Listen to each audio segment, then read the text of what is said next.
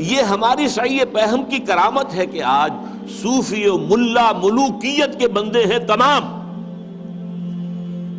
یہ بڑی تلخ بات ہے جو اقبال نے کہی ہے، لیکن بہت بڑی تلخ لیکن حقیقت پر مبنی بات ہے۔ صوفی و ملا ملوکیت کے بندے ہیں تمام۔ خلافت راشدہ کے بعد جو نظام ہمارا چلا ہے اس میں صوفی و ملا، علماء اور صوفیاء، ان کا نظام کیا تھا؟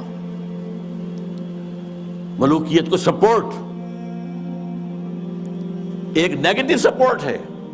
خانقاہوں میں بیٹھو، اللہ اللہ کیے جاؤ، ضربیں لگائے جاؤ، یہ کیے جاؤ، اپنا تزکیہ کیے جاؤ، مانجھے جاؤ، اپنے آپ کو رگڑے جاؤ رگڑے جاؤ رگڑے جاؤ رگڑے جاؤ، اسی میں زندگی بتا دو، چھوڑ کر اوروں کی خاطر یہ جہان بے ثبات۔ اب باہر کیا ہو رہا ہے کیا نہیں ہو رہا ہے اسے کوئی غرض نہیں۔ شیطان ننگا ناچ رہا ہے، ناچے، ہمیں سے کیا غرض؟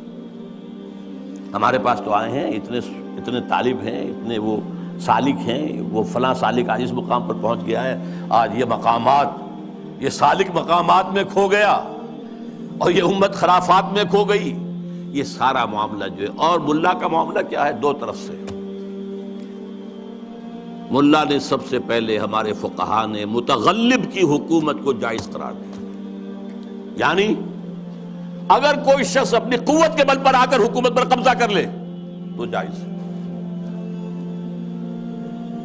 اور حکمران کے خلاف کوئی بغاوت نہیں کر سکتے جب تک کہ وہ تمہیں کفر کا حکم نہ دے۔ کفر کا کائے کو حکم دے گا؟ وہ اپنے عیش بنائے گا، اپنے محل بنائے گا، اپنے رنگ رلیاں کرے گا، اپنے آپ کو کفر کا حکم دینے کی ضرورت کیا ہے؟ یہ تصور ہے جو سنی اسلام کے اندر اس کی رگوں میں چلا گیا اور اس نے سن کر دیا اسلام۔ استثناء اگر ہے تو شیعہ اسلام ہے، وہ تسلیم نہیں کرتے، چاہے کھڑے نہ ہو، مقابلہ نہ کریں، تسلیم نہیں کرتے، ذہناً ریکنسائل نہیں کرتے، نفرت کرتے۔ یہی ان کی پوری تاریخ کے اندر ہے۔ لیکن ہمارے ہاں کیا ہے؟ شیخ الاسلام بن کر بیٹھے ہوئے ہیں۔ استاد نے، امام ابو حنیفہ نے تعاون گوارا نہیں کیا اس ملوکیت کے ساتھ۔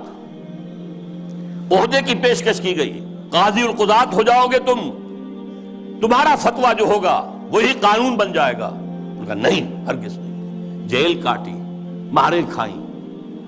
شاگرد نے، قاضی ابو یوسف، عہدہ قبول کر کے تعاون شروع کر دیا۔ استاد نے کہا تھا مزارعت حرام، جس کی زمین ہے خود کاشت کرے۔ شاگرد صاحب نے کچھ تھوڑی سی شرطیں لگا کر مزارعت جائز۔ کیوں؟ ملوکیت کے پاؤں ہوتے ہیں جاگیردار، وہ جیسے کنسلا ایک ہم کہتے ہیں، ایک جانور ہوتا ہے جس کے بہت پاؤں ہوتے ہیں، سینٹی پیڈ اور اس طرح پاؤں، ایسے ہی جاگیرداری کے پاؤں ہوتے ہیں۔ یہ 30 ہزاری منصبدار ہے، یہ 20 ہزاری منصبدار ہے، یہ 10 ہزاری ہے، یہ 5 ہزاری ہے۔ ان پاؤں پر ملوکیت کھڑی ہوتی ہے۔ یورپ میں کیا تھا؟ یہی فیوڈلز، بیرنز، لارڈز، ان کے اوپر بادشاہ۔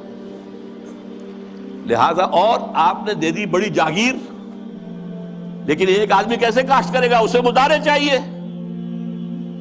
ابو حنیفہ کہہ رہا ہے حرام ہے، کیسے بات بنے گی؟ لیکن نہیں، جواز ہے، یہ شرطیں لگا لو، جواز ہے۔ نمبر 3، اس سے بھی زیادہ تلخ، سود کی بھی ایک گنجائش اسلام میں پیدا کر دی۔ یہ ہماری فقہ، آپ جان لیجئے، فقہ کی بات کر رہا ہوں، کتاب و سنت ہے ہمارا دین اصل۔ ایتونی بشیء من کتاب اللہ و سنت رسولہ حتی اقول، یہ فقہ دین نہیں ہے۔ اور نمبر 2، علماء نے علم کلام کی جو بھی بات کی ہے، جو ان چیزوں کو جو بعد طبیعیاتی مسائل ہیں ان کو بحث کا، نزاع کا جو موضوع بنایا ہے، یہ دونوں چیزیں بھی، وہ اس سے بھی عمل کا جذبہ سرد ہو جاتا ہے۔ تو یہ پیسیفیکیشن جو ہے، پیسیفائی کر دینا عوام کو، طلب تقدیر ہو جانا، کوئی متغلب ہے تو کوئی بھی ہے، بھائی طاقت والا ہے، آ گیا ہے، اب تو ماننا ہے، اب تو وہی امیر المومنین ہے، اب تو اسی کا حکم ماننا ہے، الا یہ کہ وہ کفر کا حکم دے بس۔ اور یہ کہ جاگیرداری جو ہے وہ جائز ہے، حالانکہ آپ کے علم میں رہنا چاہیے پہلا مجدد اور مجدد کامل عمر بن عبدالعزیز، انہوں نے صرف 2 کام ہی تو کیے تھے نا، کیا تجدید کی تھی؟ ابھی نہ فرقہ بدت پرستی تھی، نہ فرقہ بندی تھی، نہ علم کلام تھا، نہ شاعرہ تھے، نہ اور لوگ تھے، کوئی بحث تھی ہی نہیں، 2 ہی چیزیں تھی، ایک موروثی بادشاہت اور دوسرے جاگیریں، 2 ہی تو کام کیے انہوں نے کہا مجھے چونکہ نامینیٹ کیا ہے ایک شخص نے خلیفہ، میں نہیں تیار ہوں اس کو قبول کرنے کے لیے، الا یہ کہ لوگ چاہیں، لوگوں نے کہا ہم چاہتے ہیں، ٹھیک ہے، پہلی کی بات ختم ہو گئی۔ دوسری، انہوں نے منگائی قینچی اور ساری دستاویزات منگوا لی جو جاگیریں دی گئی تھیں ان سے پہلے، اور وہ سب قینچی سے، شریڈر اس وقت تک ایجاد نہیں ہوا تھا، بڑا ورنہ آسان کام ہو جاتا، وہ قینچی سے ساری قطر قطر کے پھینک دی، کوئی جاگیر۔ لیکن اس کے بعد کیا ہوا؟ جاگیرداری بھی آئی، غیر حاضر زمینداری آئی، یہ سارے شیطانی جو ہے چکر سارے کے سارے آ گئے۔ تو فرمایا یہ ہماری سعی پیہم کی کرامت ہے کہ آج صوفی و ملا ملوکیت کے بندے ہیں تمام۔ طب مشرق کے لیے موضوع یہی افیون تھی، ورنہ قوالی سے کچھ کم تر نہیں علم کلام۔ قوالی بھی کیا کرتی ہے؟ آپ کے قواعد عملی کو ختم کر کے سر دھنتے رہی ہے۔ علم کلام بھی یہی کرتا ہے، مسائل، اللہ کی صفات اس کی ذات پر اضافی ہیں یا اس کی ذات کا جز ہیں، صفات حادث ہیں یا قدیم ہیں، اس کائنات کا کیا ہے ربط حادث بالقدیم، یہ کائنات حادث ہے، اللہ کی ذات قدیم ہے، رابطہ کیا ہے ان کا، کیا کنیکشن ہے؟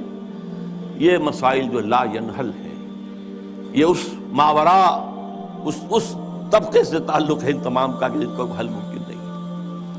قرآن نے، حدیث نے ان کو چھیڑا ہی نہیں ہے، اپنی جگہ مسائل ہے، فلسفے میں بحثیں ہوتی ہیں، گفتگویں ہوتی ہیں، لیکن یہ کہ ان کو موضوع بنا لینا، انہی پر بحثیں ہونا۔ میں صرف تاریخی طور پر آپ کو بتا رہا ہوں، جب ترک قسطنطنیہ کا محاصرہ کیے ہوئے پڑے ہوئے تھے تو آیا صوفیہ جو ان کا سب سے بڑا چرچ تھا، اب بڑی مسجد ہے وہ، وہاں پر مناظرہ ہو رہا تھا کن مسائل پر؟ علماء عیسائیوں کے، ایک سوئی کی نوک پر کتنے فرشتے آ سکتے ہیں؟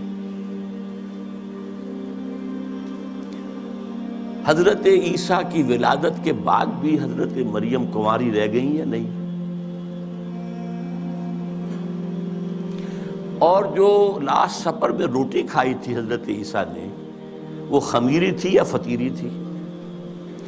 ان مسائل پر بحثیں ہو رہی ہیں آیا صوفیہ میں، اور وہاں لشکر مسلمانوں کا پڑا ہوا گھیرے ہوئے۔ یہی حال ہمارا ہے ہندوستان میں، انگریز آ چکا ہے، بنگال سے آگے بڑھ رہا ہے، ہماری حکومتیں جو چھوٹے چھوٹے یہ ہیں سلطان بیٹھے ہوئے ہیں، نواب ختم ہو رہے ہیں، اور ہمارے علماء میں سے 2 ٹاپ کے علماء، 2 جن کا میں اس وقت نام نہیں لینا چاہتا کہیں خامخواہ ایک سوء ظن اشخاص سے نہ ہو جائے، کن مسائل پر گفتگو کر رہے ہیں؟ اللہ جھوٹ بول سکتا ہے یا نہیں؟ آپ کے نہیں بول سکتا تو اس کا مطلب اللہ کل شیء قدیر نہیں ہے، اور بول سکتا ہے تو پھر اس کی وہ شان نہیں رہی باقی تنزیہ۔ اللہ کوئی دوسرا محمد بنانے پر قادر ہے یا نہیں؟ اگر ہے تو اس کا مطلب بے نظیر تو نہ ہوئے محمد صلی اللہ علیہ وسلم۔ یہ مسائل بحثیں ہوتی تھی، بڑے علماء، منطقی علماء اس پر بحث کرتے۔ تو یہ ہے طب مشرق کے لیے موضوع یہی افیون تھی، ورنہ قوالی سے کچھ کمتر نہیں علم الکلام ہے۔ طواف و حج کا ہنگامہ اگر باقی تو کیا، کند ہو کر رہ گئی مومن کی تیغ بے نیام۔